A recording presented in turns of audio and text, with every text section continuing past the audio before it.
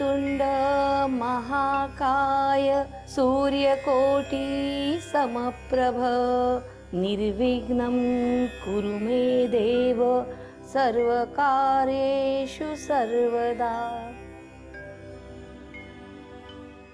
आपल्या सगळ्यांचं आवडतं आराध्य दैवत गणपती बाप्पा आणि गणपती बाप्पांचा आवडता नैवेद्य मोदक। आज रुचकर मेजवानीमध्ये मी तुम्हाला दाखवते तळलेले मोदक। सगळ्यात प्रथम आपण आतील सारण करायला घेऊया। आपण इकडे नारळ किसून घेतले, त्यानंतर साखर घेऊया आपण त्याच्या अर्धी, त्यानंतर आपण इकडे मलाई घेतलेली आहे ती घालणार आहोत, साधारण 2 टेबलस्पून मलाई आहे। आणि आता हे व्यवस्थित आपल्याला मिक्स करून घ्यायचंय। मलाई थोडीशी वितळली पाहिजे। मलाई वितळलेली आहे। आता इथे मी मलाई वापरली आहे, तुम्ही यात खवा वापरला तरीही चालणार आहे। आता आपण यात ड्रायफ्रुट्स घालूया। काजू आणि बदाम कापून घेतलेले आहेत, यानंतर थोडीशी वेलची पावडर, थोडंसं वेलचीचं का माहिती दाणे कुटून घ्यायचे की थोडंसं दाताखाली ते आले पाहिजेत। आपण चिमूटभर घालतो इथे आणि हे व्यवस्थित मिक्स करायचंय। आता हे होईपर्यंत आपण मोहन करून घेऊया। मोहन म्हणजे काय, तुम्ही तेल किंवा तूप गरम करून घेतात त्याला मोहन म्हणतात। आपण इकडे तूप घेतलेलं आहे, ते तूप घेऊया साधारण 2 चमचे आणि हे तूप चांगलं उकळून द्यायचंय। आता मी इकडे गव्हाचं पीठ घेते आणि 1 वाटी मैदा, थोडासा मैदा आपण लावायला ठेवणार आहोत। मीठ चवीप्रमाणे थोडंसं, तूप व्यवस्थित गरम झालं पाहिजे। हे झालेलं आहे तूप। आपण आता हे तूप ह्याच्यामध्ये घालूया। म्हणजे बघा आपण ह्याच्यावर घातल्यावर कसं होतंय, सरसरतोय तो मैदा आणि गव्हाचं पीठ आहे ते, तेव्हा ते खुसखुशीत होणार आहे। आणि आपण आता हे मिक्स करून घेऊया। चमच्यानी करायचंय, गरम गरम आहे। पीठ मळायच्या अगोदर आपण बघूया की आपलं आतलं सारण रेडी आहे का, कारण सुगंध सुटलेला आहे। आपलं सारण तयार आहे, ड्राय झालेलं आहे। तर आपण आता गॅस बंद करूया आणि पीठ मळून घेऊया। यात थोडंसं पाणी टाकूया।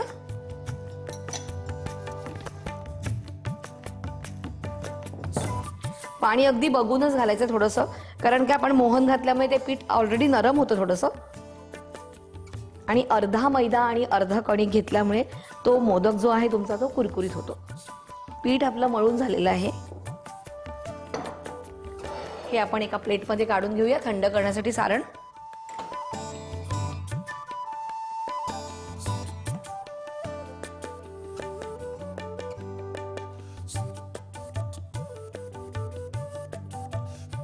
आणि काय करूया, कढई घेऊया। कढई थोडीशी आपण तेल घालून गरम करायला ठेवूया। गॅस आपला काय करायचा आहे, थोडासा स्लोच ठेवायचा आहे। आता आपण पुऱ्या लाटून घेऊया। 5, 11, 21 म्हणजे आपण बाप्पाला जेव्हा नैवेद्य दाखवतो तेव्हा असाच क्रम घेतो ना, 5, 11 किंवा 21। तर मी तुम्हाला 11 मोदकांचाच आपल्याला नैवेद्य दाखवायचा आहे, तर मी 11 पुऱ्या लाटून घेते। सगळ्यात प्रथम आपण 11 गोळे करून घेऊया। व्यवस्थित आपलं पीठ मळून झालेलं आहे। एक थोडा 5 मिनिटच ठेवायचं, कारण जास्त वेळ जर ठेवलं ना तर आपण याच्यात मोहन घातलेलं आहे, तर हे पीठ कडक होण्याची शक्यता असते।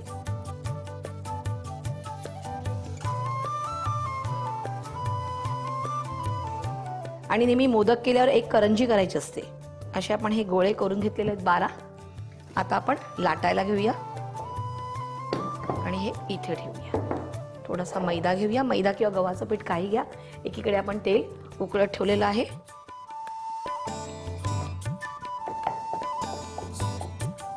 आता मी एक डिश घेते आणि त्याच्यामध्ये ह्या अशा लाटून पुऱ्या ठेवून देते, म्हणजे आपल्याला भरायला पटापट बऱ्या होतील।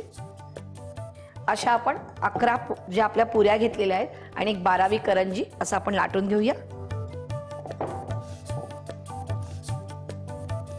पुऱ्या लाटून झालेल्या आहेत। आता मोदक करून घेऊयात। चमचा घेऊया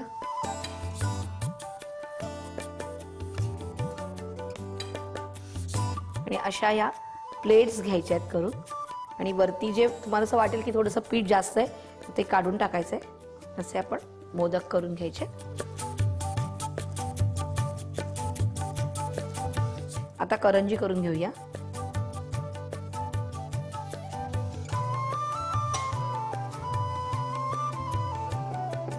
आणि आपल्याला आता ह्याला हाताने मुरड घालायची. अशी छानपैकी त्याची मुरड आली पाहिजे.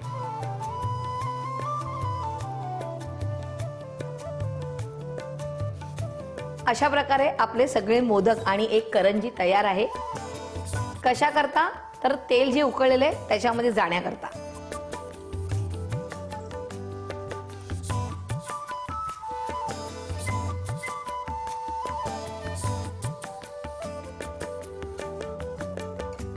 बघा कसा छान रंग बदलतोय.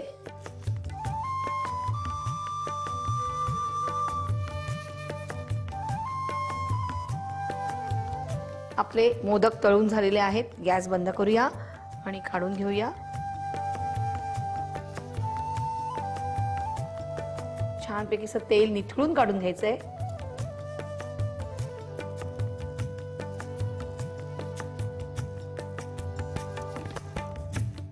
आणि आपण जी करंजी केली ती पण आपण तळून घेतलेली आहे.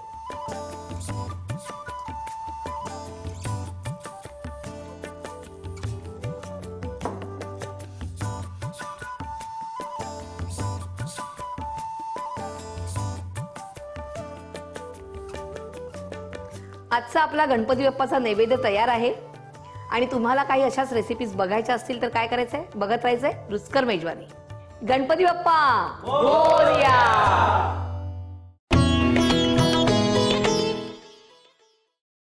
नमस्कार. रुचकर मेजवानी विथ अर्चनामध्ये तुम्हा सगळ्यांचं मनपूर्वक स्वागत. महाराष्ट्रीयन लोकांना नुसतं तिखट आणि झणझणीत आवडतं हा अगदी केवळ गैरसमज आहे. जसं तिखट आवडतं तसंच गोड आवडतं. आणि त्याच गोडाचा एक पदार्थ नारळाची वडी आज मी तुम्हाला दाखवणार आहे. नेहमीप्रमाणे आपण गॅस चालू करूया. त्यानंतर सर्वात प्रथम आपण घेतलंय एक आपण अख्खा नारळ किसलेला घेतलाय, म्हणजे एक मोठी वाटी. जेवढा नारळ आहे त्याच्या पाऊणपट तुम्हाला साखर घ्यायची. इकडे 3 टेबलस्पून मलाई आहे ती घेऊया. मलईमुळे काय होतं, जेव्हा आपण वडी खातो तेव्हा मध्ये थोडासा स्मूथनेस येतो.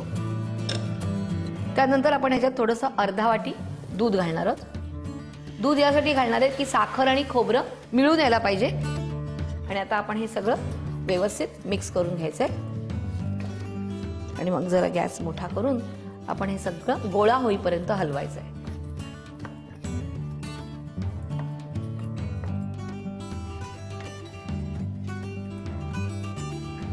हा पूर्णपणे गोळा होत आलेला आहे. आता आपण हे ह्याच्यामध्ये वेलची पावडर घालूया आणि गॅस बंद करायचंय, कारण नाहीतर काय होईल, त्या आपल्या खोबऱ्याच्या वडीचा रंग बदलेल. आता आपण हे खाली उतरूया आणि आपण काय करूया, आपण हा ट्रे घेऊया आणि त्याला तूप लावूया थोडंसं.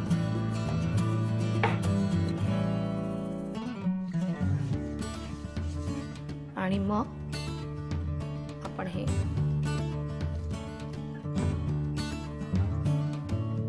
याच्यावर काढून घेऊया. आणि मग हे असं व्यवस्थित आपण थापून घ्यायचंय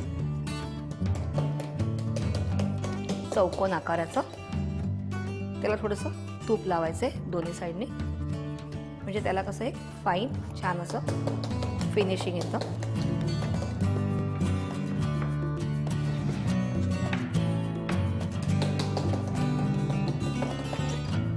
आपण इकडे काजू आणि बदाम कट करून घेतले तो घेऊया. आणि हे असं लावल्यावरती ह्याला आपण एक अशी लाटणी घ्यायची आहे आणि ती थोडीशी लाटायची.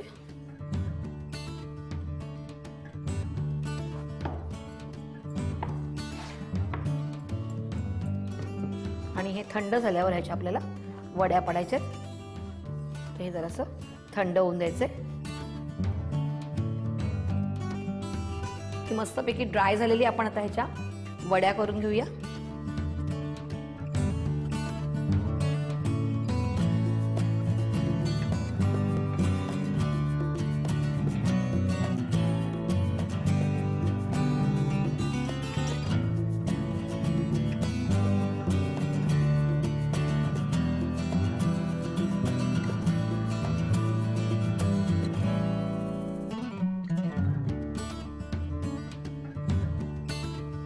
आजची गोड गोड रुचकर मेजवानी तयार आहे. मला राहवत नाहीये, तसं पण गोड खूप आवडतं.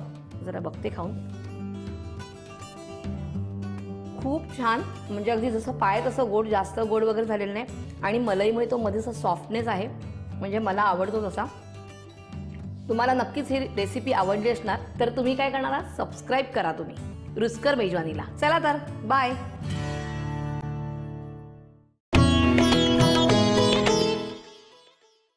गोड माझं जीवकी प्राण, त्यात आंबा तर विचारूच नका, एकदम फेवरेट.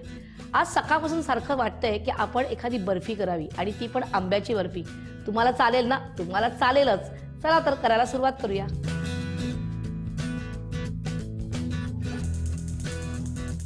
आपण इकडे पाव लिटर दूध घेतलेलं आहे.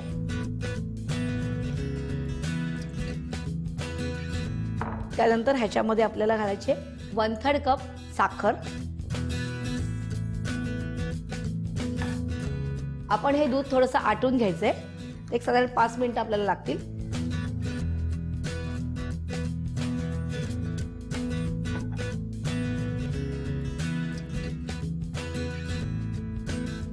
हे आता छान असं आटलेलं आहे बघा. आपण जेवढं घेतलेलं त्याच्या अर्ध झालेलं आहे. आता आपण ह्यात खवा घालतोय. आपण इथे अर्धा किलो घेतलेला आहे.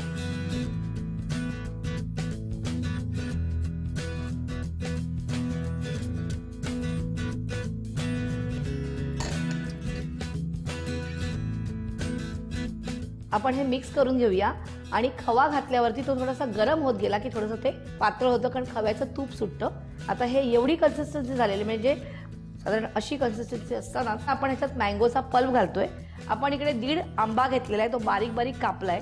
त्यात 1 चमचा साखर घातली आणि फक्त गॅसवर ठेवून एक उकळी येऊन दिली आहे आणि मग गॅस बंद केलाय. तर आपण हा पल्प घालूया.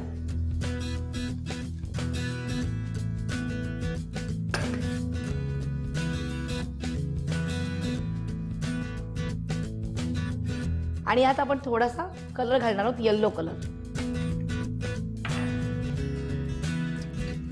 आणि हे आटून द्यायचे आपल्याला. त्याची कडा सुटेपर्यंत आपल्याला आटवायचंय. आपण हे सतत ढवळत राहायचंय. जर ढवळत नाही राहिलं तर खाली ती लागण्याची शक्यता आहे बर्फी.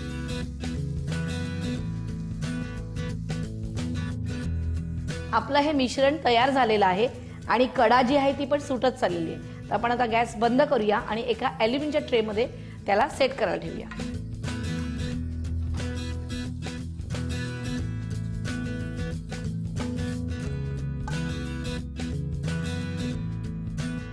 व्यवस्थित पसरून घ्यायचंय आणि 2 ते 3 तासासाठी आपण हे सेट करायला ठेवणार आहोत. आणि जर तुम्ही ओव्हरनाईट ठेवलं तर अजून छान त्याच्या मस्तपैकी वड्या पडतात. आपण आता हे सेट करायला ठेवूया. आपलं हे मिश्रण मस्तपैकी सेट झालेलं आहे. आता आपण याला चांदीचा वरखा लावून घेऊया.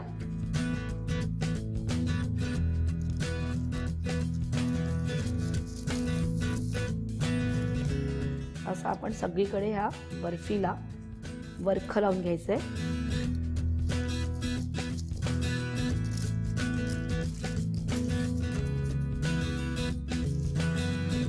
आता आपण ही बर्फी कट करून घेऊया.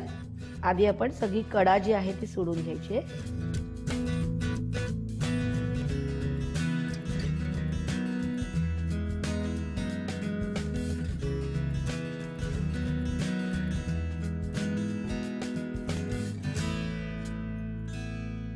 आता आपण ही बर्फी मस्तपैकी एका प्लेटमध्ये सजवूया.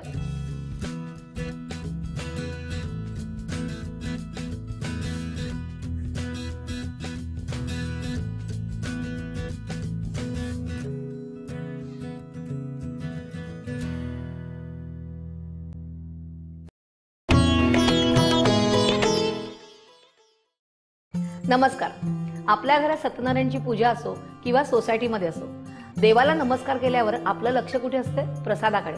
कारण तो प्रसाद इतका स्वादिष्ट असतो की आपण वाट बघत असतो की कधी आपल्याला तीर्थ देतात आणि प्रसाद देतात. पण आपण घरी करायला गेलो की तसा प्रसाद होत नाही असं सगळ्यांचं म्हणणं आहे. तर आजची आपली रुचकर मेजवानी आहे प्रसादाचा शिरा. इथे मेजरमेंट आपलं असणार आहे 1 वाटी. जर तुम्ही तूप घेतलं तर आपण 1 वाटी रवा घेतोय, 1 वाटी साखर घेतोय. तुम्हाला लागेल तेवढं ड्रायफ्रुट्स, अर्धा चमचा वेलची पावडर आणि दूध आपण डबल मेजरमेंट, म्हणजे 1 वाटी असेल तर आपण 2 वाट्या दूध घेतोय. तर आपण पहिल्यांदा रवा भाजून घेऊया. तूप घेऊया 1 वाटी आणि इथे साजूक तूप घ्यायचंय.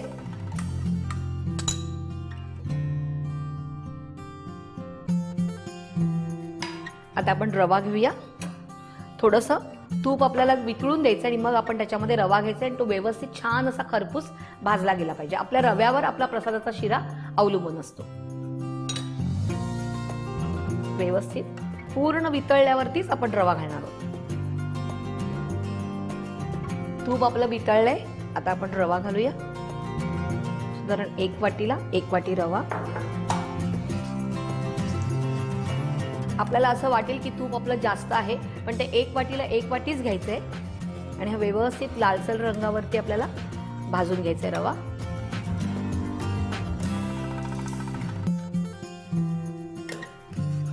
आपला रवा भाजून होतोय तोपर्यंत आपण दूध उकळून घेऊया, कारण प्रसाद म्हटल्यावर महत्वाचा भाग आपला दूध आहे आणि दूध कधी पण उकळलेलं पाहिजे, म्हणजे उकळून झाल्यावर दूध आपल्याला त्याच्यात टाकायचंय. इथे एक टीप, जर तुम्ही थंडगार दूध घातलं तो प्रसादाचा शिरा थोडा चिकट होतो आणि गरम गरम दूध टाकल्यावरती तो शिरा जो आहे तो मोकळा होतो.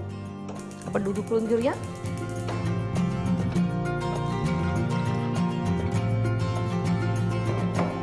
रवा भाजल्याचा सुगंध असा सगळीकडे इतका छान पसरतो ना की कोणतरी आजूबाजूचे येऊन विचारतातच, आज तुमच्याकडे शिरा आहे का.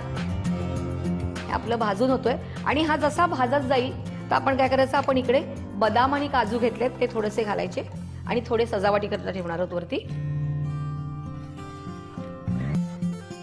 प्रसादाचा शिरा करताना ह्यात तुम्ही केळं घातलं तरी छान लागतं. तर सुरुवातीला ते केळं घालायचे. जेव्हा आपण रवा भाजतो तेव्हा मग तुम्ही वेलची घ्या, राजळी घ्या किंवा हिरव्या सरीचं केळं घेतलं तरी चालेल. आपण आता हे मनुका ज्या घेतलेल्या तिकडे किसमिस त्या घालूया आणि 1-2 मिनिटं फक्त हलवून घ्यायचंय. ते त्याच्या फुलल्या पाहिजेत. त्यानंतर आपलं इकडे दूध आहे ते उकळलेलं आहे. आपण हा गॅस कमी करून ह्याच्यामध्ये आपण दूध घालणार आहोत. आपण थोडं थोडं दूध घालायचंय कारण ते गरम असल्यामुळे ते उडतं पूर्णपणे, कारण ते फुलत जातो तो रवा तुमचा, म्हणून थोडं थोडं घालायचंय.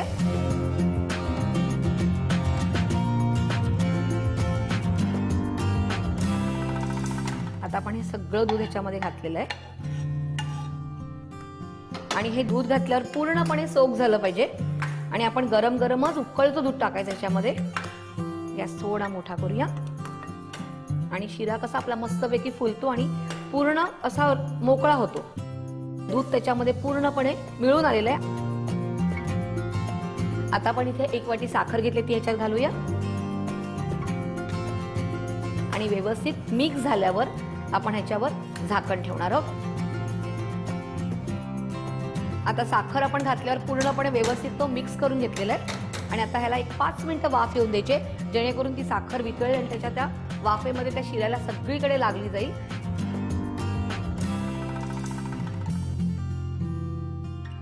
आपण बघूया ह्याला वाफ आली आहे का. छान दणदणून मस्त वाफ सुटलेली आहे. आपण गॅस बंद करूया. प्रसादाचा शिरा पूर्णपणे तयार आहे, पण नाही, ह्याच्यात वेलची पावडर घालायची. आपण ह्यात वेलची पावडर घालूया, साधारण 1 चमचा आणि तो व्यवस्थित मिक्स करून घेऊया. कारण वेलची सुरुवातीला घातली ना की तेवढा त्याचा सुगंध येत नाही, म्हणून तो सगळ्यात शेवटी घालायची आपण वेलची पावडर. मिक्स केलाय. आता आपण तो बाउलमध्ये काढून घेऊया.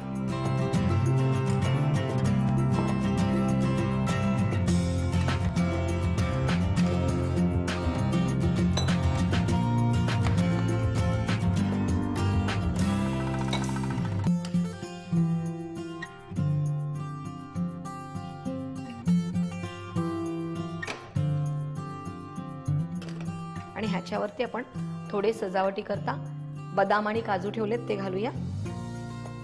आपला प्रसादाचा शिरा तयार आहे.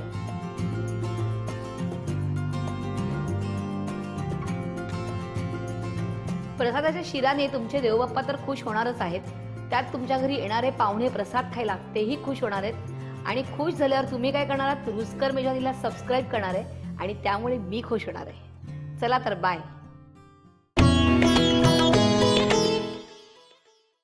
होळी माझा आवडता सण आणि होळीची जी कॉन्सेप्ट आहे ना तीच मला खूप आवडते. म्हणजे आपलं काही वाईट असेल ते जाळून टाकायचं आणि नव्याने सगळ्याला सुरुवात करायची. पण फक्त एवढंच कारण नाहीये, दुसरं पण एक कारण आहे. येस, बरोबर ओळखलं, पुरणपोळी. चला तर सुरुवात करूया. पुरणापासून आपण सुरुवात करूया. आपण इकडे अर्धा किलो चण्याची डाळ घेतलेली आहे. स्वच्छ डाळ धुवायची आहे आणि नंतर त्याला 4 ते 5 शिट्या घेऊन आपण कुकरला शिजवून घ्यायची आहे. तर आपण पुरण करायला घेऊया.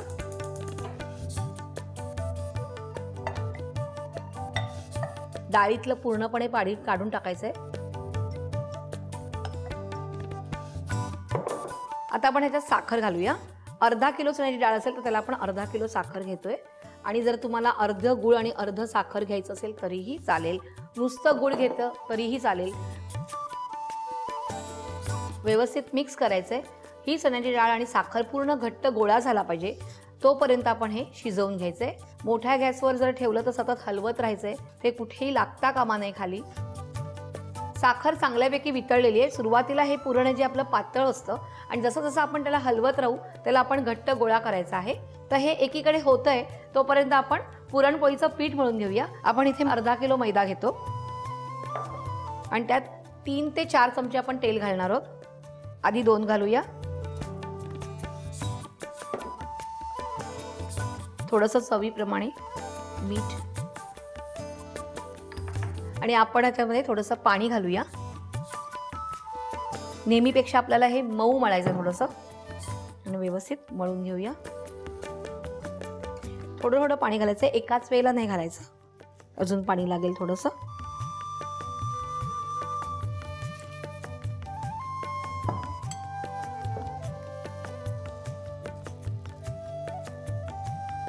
आता आपण ह्याच्यात तेल घालायचंय. मगाशी आपण थोडं घातलंय, आता थोडं घालतोय. कारण पुरणपोळी म्हटलं ना त्याला तेल आणि पाणी व्यवस्थित लागतं.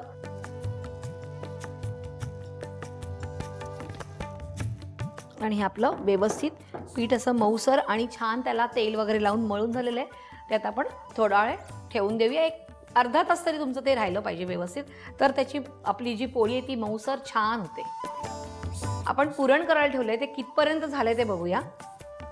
हे अजूनही पातळ आहे. गॅस आपण मोठा करूया आणि आता आपण ह्याच्यामध्ये थोडंसं मीठ घालूया. अगदी थोडंसं चवीप्रमाणे घालायचंय. ढवळून घ्यायचंय व्यवस्थित आणि घट्ट गोळा होईपर्यंत आपल्याला आता हे शिजवायचंय.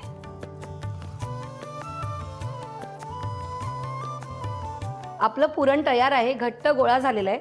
आपण आता गॅस बंद करूया आणि हे थोडंसं कोमट असतानाच तुम्ही पुरण यंत्रातनं काढायचंय.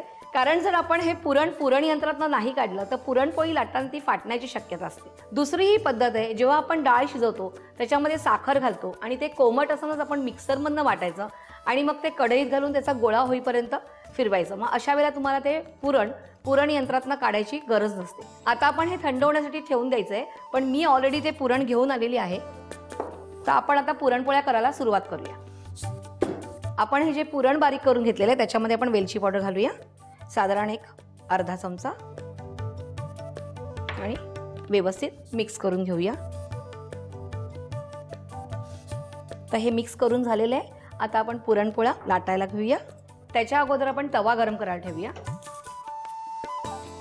बारीकच ठेवायचा आहे गॅस आपला. त्याच्यानंतर आपण पोलपाट लाटणं घेऊया. आता आपण मैदा घेणार आहोत. त्याच्यामध्ये आपण पुरणाचा गोळा घ्यायचा आहे. एकदम मोठा पण नाही घ्यायचा, एकदम लहान पण नाही घ्यायचे. व्यवस्थित असा ह्याच्यात भरून घ्यायचंय.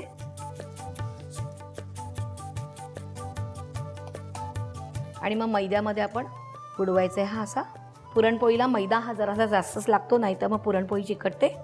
आणि ते लाटून घ्यायचंय.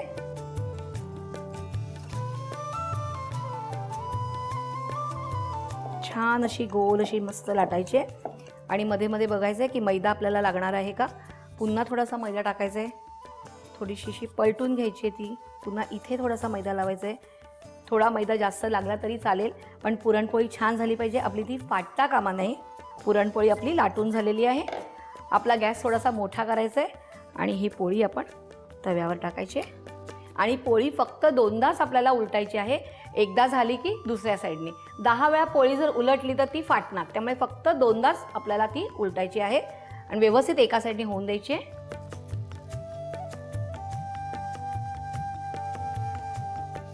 आता आपण ही परतून घेऊया. ही छान फुगली आहे बघा.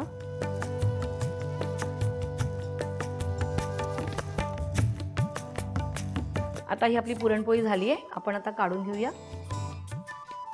छान अशी खरपूस आपल्याला भाजून घ्यायची आहे. त्याच्यावर मस्तपैकी तूप लावायचं आपल्याला तव्यावर असतानाच.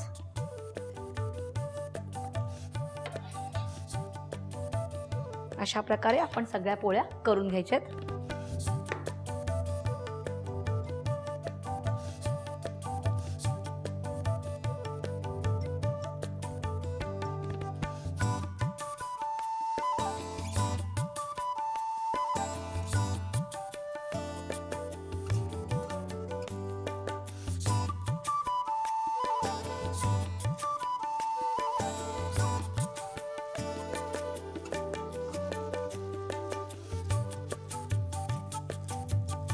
मस्तपैकी चविष्ट आपल्या पुरणपोळ्या तयार आहेत. मी काय अजून सांगायला हवंय का? या होळीला नक्की करून बघा आणि तुम्हाला सगळ्यांना होळीच्या हार्दिक शुभेच्छा. चॉकलेट म्हटलं की सगळ्यांचा आवडता पदार्थ आणि त्यात जर तो मिठाईचा प्रकार असेल तर काही विचारूच नका. आणि त्यात अजून जर काजूची भर पडली तर मग काय प्रश्नच नाही. तर आजच्या आपल्या रुचकर मेजवानीत मी तुम्हाला दाखवते काजू चॉकलेट रोल. सुरुवातीला आपण काय करूया, साखरेचा पाक करून घेऊयात. आधी आपण गॅस चालू करूया. तर आपल्याला एक तारी पाक करायचा आहे. तर आपण अर्धा कप साखर घेतोय आणि त्याला आपण घेणार आहोत पाव कप पाणी. म्हणजे जेवढी साखर असेल त्याच्या अर्ध आपण पाणी घालतोय. जेव्हा आपण साखर जेवढं प्रमाण घेतो आणि त्याच्या अर्ध आपण पाणी घेतो, म्हणजे तो हा डोळे झाकून एक तारी पाकच असतो. साखर आणि पाणी उकळतंय. आता आपण बघायचं की आपला हा एक तारी पाक झालाय की नाही. तसा कलथा घ्यायचा आपण आणि जस्ट शेवटचा ड्रॉप जेव्हा तो बंद होतो तेव्हा बघा एक अशी स्ट्रिंग येते, अशी जी तार येते त्याला म्हणतात एक तारी पाक. हा झालेला आहे. आता ह्याच्यामध्ये आपण 1.5 कप काजू पावडर घेतलेली आहे ती घालतोय आणि हे व्यवस्थित मिक्स करून घ्यायचंय. ह्याचा गोळा होईपर्यंत मिक्स करायचंय आणि गॅस आपल्याला स्लोच ठेवायचा आहे. आपण ह्याचा मस्तपैकी गोळा होईपर्यंत आपण त्याला हलवायचं आहे, कारण जोपर्यंत त्याचा असा गोळा होणार नाही आपल्याला त्याची पोळी लाटता येणार नाहीये. आता हे आपला पूर्णपणे गोळा झालेला आहे. आपण आता गॅस बंद करतोय. एक प्लेट घेऊया आणि त्याला थोडंसं तूप लावूया, अगदी थोडंसं, आणि त्याच्यामध्ये आपण हे काढायचंय.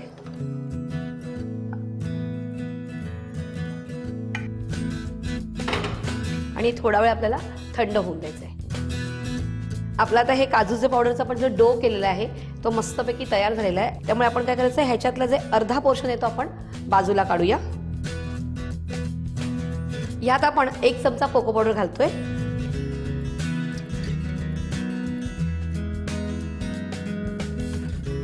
आणि हे व्यवस्थित मिक्स करून घ्यायचंय. मी तुम्हाला एक गोष्ट सांगायला विसरले की काजू पावडर आपण जी केली, तर काजू पावडर करताना कशी करायची की काजू मार्केटमधनं घ्यायचा नसतो, पटकन तुटतो की नाही बघायचा. तो नरम काजू अजिबात घ्यायचा नाही. आणि नंतर मिक्सरचं आपलं छोटं भांडं न घेता मोठं भांडं घ्यायचं, त्याची ब्लेड दिसायला पाहिजे आणि त्यात थोडेसे काजू घालायचे आणि मिक्सर ऑन ऑफ करायचा. जेणेकरून काय होतं की पटकन ती काजूची पावडर बारीक होत नाही आणि आपल्याला काजूच्या पावडरमधून तेल बाहेर येत नाही. आणि मग आपली मैद्याच्या वरची चाळणी असते ती घ्यायची, त्याच्यामध्ये ती काजू पावडर घालून चाळून घ्यायचं आणि अशी ही क्रिया आपण 2-3 वेळा करायची की आपल्याला काजू पावडर मिळते. हे आपलं व्यवस्थित आपलं काजू आणि कोको पावडर आहे ती मिक्स करून घेतलेली आपण. छान याचा असा मस्तपैकी गोळा करून घ्यायचंय. आता आपण हे बाजूला ठेवूया. प्लास्टिकच्या पिशव्या घ्यायच्यात आपण आणि त्याच्यावरती हा जो गोळा आपण घेतलाय तो लाटून घ्यायचा आहे, असा ठेवायचा आहे मधोमध.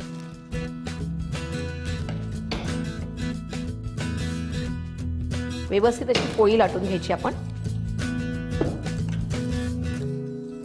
आणि ही अशी लाटून ही बाजूला ठेवायची. त्याच्यानंतर आपल्याकडे हा जो दुसरा आहे काजूचा दुसरा गोळा आहे तो घ्यायचा आहे. तो थोडासा आपण मळून घ्यायचा आहे, कारण त्याला सुरकुत्या पडता कामा नये म्हणून आपल्याला त्याला फाईन छान असा लुक यायला पाहिजे म्हणून आपण त्याला छानपैकी मळून घेणार आहोत. आणि त्याच्यावरही, कारण तुम्ही जर नुसतं पोलपाटावर ते जर लाटलं तर तो काजू जो आहे तो चिकटेल, म्हणून आपण हे मस्तपैकी असं त्याला प्लास्टिकची पिशवी ठेवून लाटून घ्यायचंय. त्यानंतर ही पिशवी काढून टाकायची आहे, इथूनची ही पिशवी काढायची आहे आणि हे जे आपण घेतलेला आहे लाटलेला कोकोतोय तो ह्याच्यावर टाकायचा आहे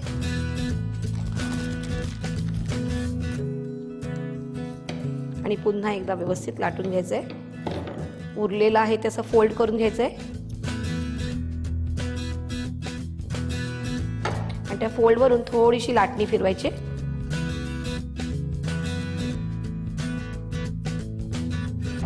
आणि मग हे इथे असं साईडला धरून हा असा रोल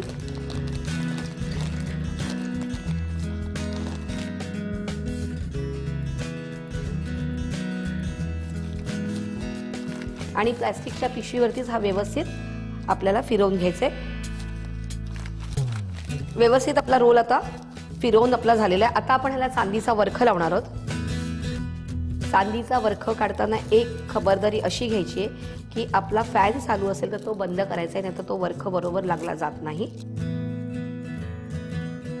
ह्याला असा वरख सगळीकडनं व्यवस्थित छानपैकी लागला गेला पाहिजे. हा आता मस्तपैकी आपण रोल तयार केलेला आहे, तो खूप छान दिसतोय. आता आपण ह्याला मस्तपैकी कटिंग करूया.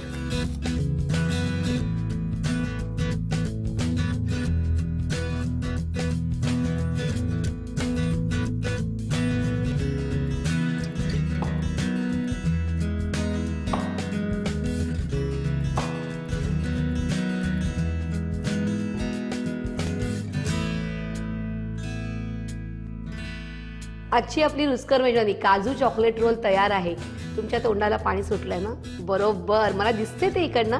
आणि जर तुम्हाला अजून छान छान रेसिपीज माझ्याकडनं जाणून घ्यायच्या असतील तर रुचकर मेजवानीला सबस्क्राईब करा. चला तर आता आपण भेटूया कधी रुचकर मेजवानीच्या पुढच्या भागात. राखी पौर्णिमा किंवा नारळी पौर्णिमा आली की आपल्याकडे एक भात बनवला जातो ज्याच्यामध्ये स्वाद असतो गोड आणि नारळाचा. तर आजची आपली रुचकर मेजवानी आहे नारळी भात. गोड पदार्थ आहे त्यामुळे आपण तेल घालणार नाही आहोत, तूप घालणार आहोत. साधारण 2 चमचे आपण तूप घेतो इकडे.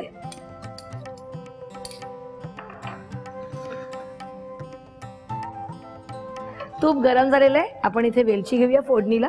साधारण 4 घेतलेत. आणि इथे आपण बासमती तांदूळ जो घेतलेला आहे धुवून घेतलेला आहे 2 वाट्या, तो घालणार आहोत. तो व्यवस्थित परतून घेणार आहोत. दाणा कुठेही तुटता कामा नये.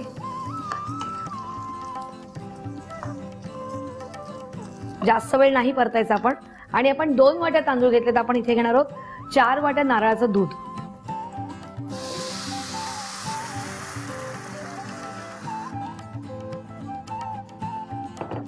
आता आपण यात थोडंसं मीठ घालणार आहोत.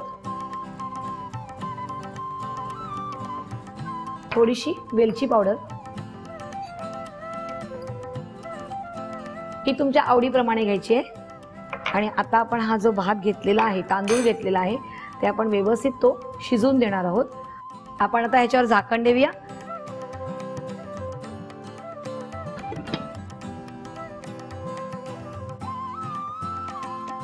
आपण जे नारळाचं दूध टाकलेलं आहे त्याला उकळी आलेली आहे. आता आपण केशर घालूया. म्हणजे थोडासा केशराचा रंग त्याच्यामध्ये येणार आहे.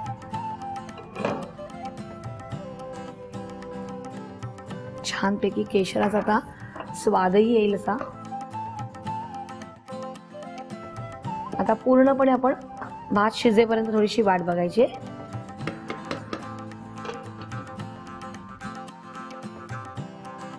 भात पूर्णपणे शिजवून घ्यायचा आहे. जर तो थोडा पण कच्चा राहिला आणि आपण नंतर साखर घालणार आहोत तर तो भात कडक होतो. म्हणून आपण बघूया आपला भात शिजलाय की नाही.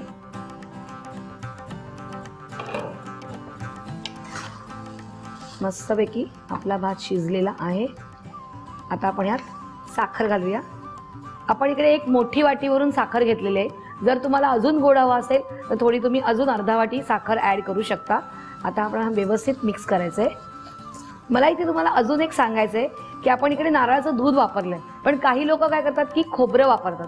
तर आपण बाकी सगळं सेम करायचं. नारळाच्या दुधाऐवजी तुम्ही पाणी टाकू शकता. आणि जेव्हा आपण जसा भात झाल्यावर आपण त्याच्यामध्ये साखर घातली त्यावेळेलाच तुम्ही खोबरं आणि साखर एकत्र घालायची. आता आपण याच्यावर झाकण देऊन वाफेवर मस्तपैकी हा शिजवून देऊया.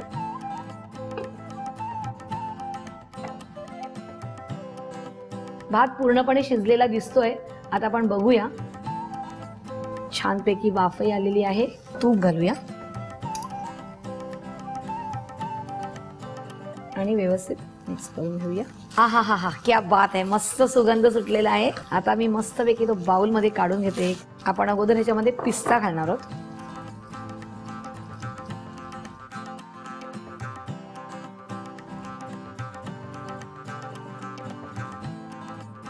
मूत पाडणार आहोत आपण ह्याची. व्यवस्थित भरून घ्यायचा तो बाउल. एक प्लेट घ्यायची.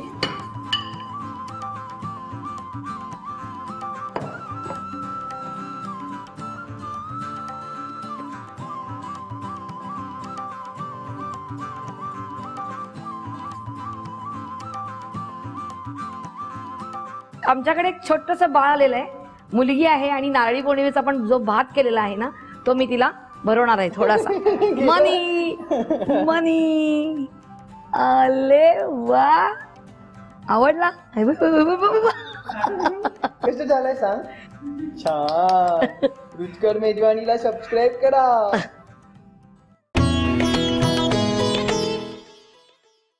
आज मी खुश आहे आणि थोडी टेन्शन मध्ये, कारण आपल्या सगळ्यांचे आवडते लेखक आणि अभिनेते दिलीप प्रभावळकर हे आज आपल्या रुचकर मेजवानीच्या किचन मध्ये आलेले आहेत. तर त्यांचं मी स्वागत करते. या दिलीपजी, नमस्कार, तुमचं स्वागत आहे आमचं रुचकर मेजवानीच्या किचन मध्ये.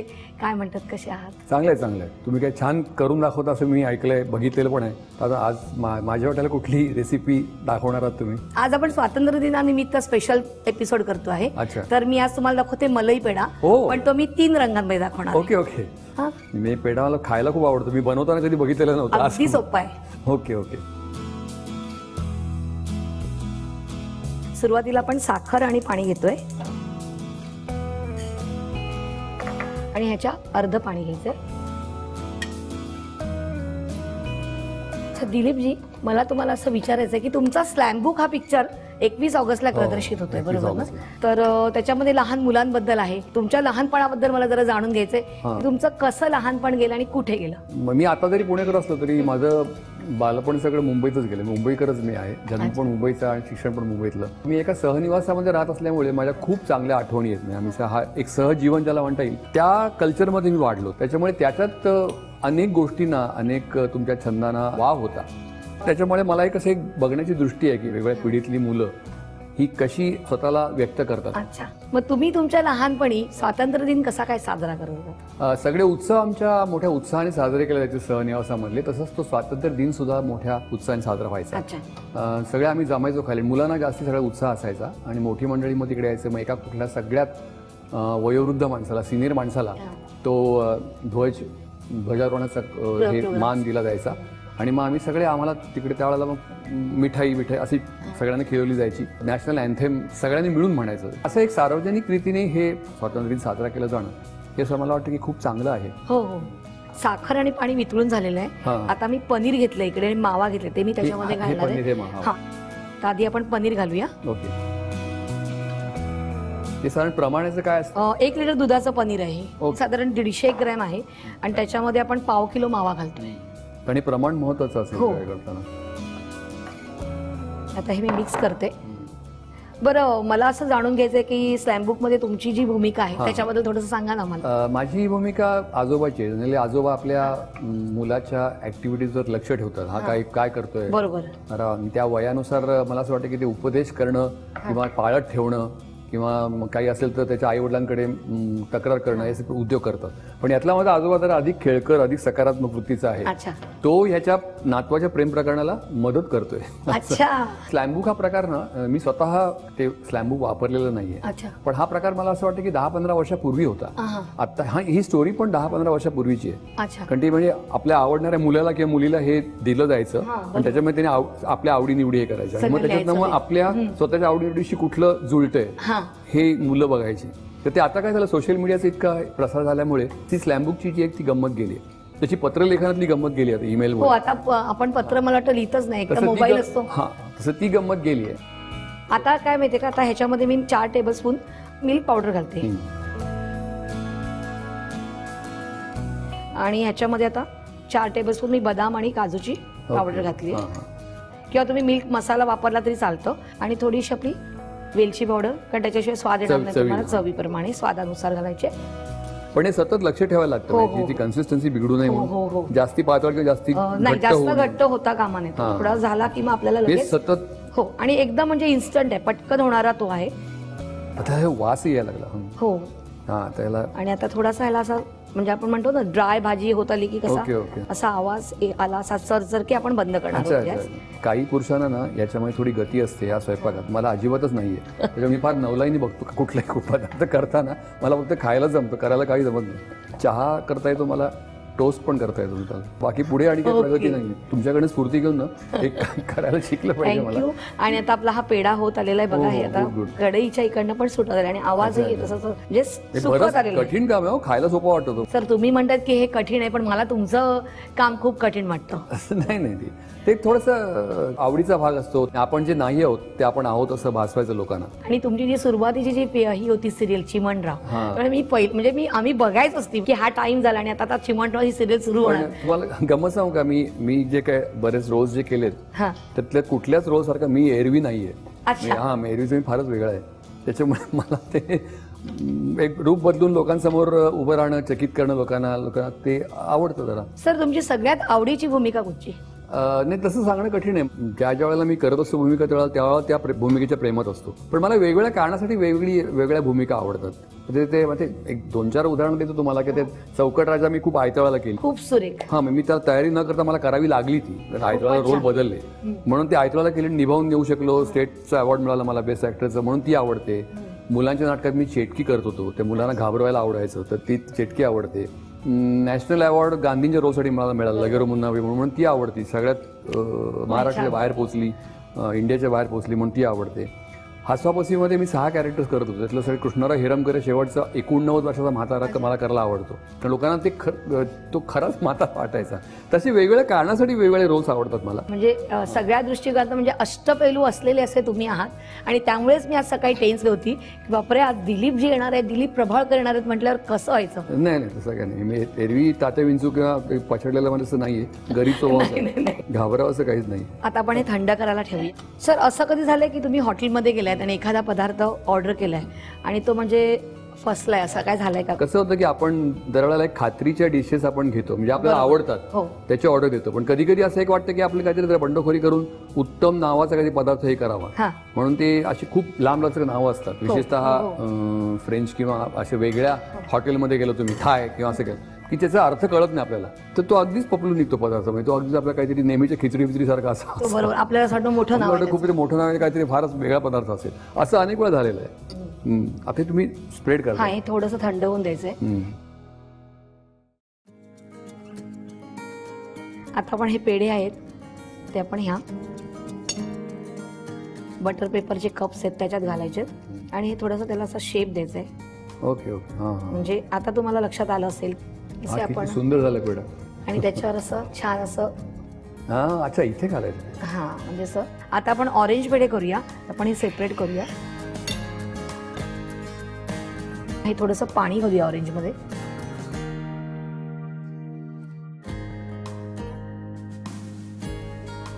सर आपला हा 69वा स्वातंत्र्य दिन आहे आणि रुचकर मेजवानीची टीम म्हणजे सगळी तरुण पिढीच जास्त ऑनलाईनला ते रेसिपीज वगैरे बघतात, तर तुम्ही काय सांगू शकाल आजच्या दिवसाबद्दल? स्वातंत्र्य दिन हा आपला आशावाद, आपली पॉझिटिव्हिटी, सकारात्मकता बरोबर जागवायचा दिवस आहे. बी पॉझिटिव्ह. आणखी काही नवीन घडू शकेल आणि त्या नवीन भारत घडण्याला आपण काही हातभार लावू शकतो का हे प्रत्येकाने बघायला हवं असं मला वाटतं. आता आपण थोडासा हिरवा रंग घालूया. ओके. म्हणजे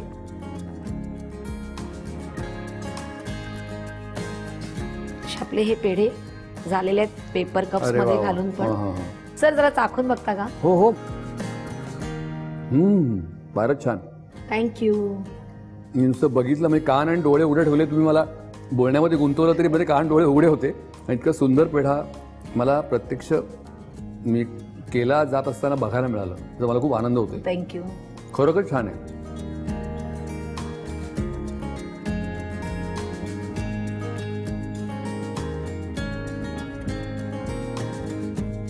खूप छान रुचकर पेढा होता हा.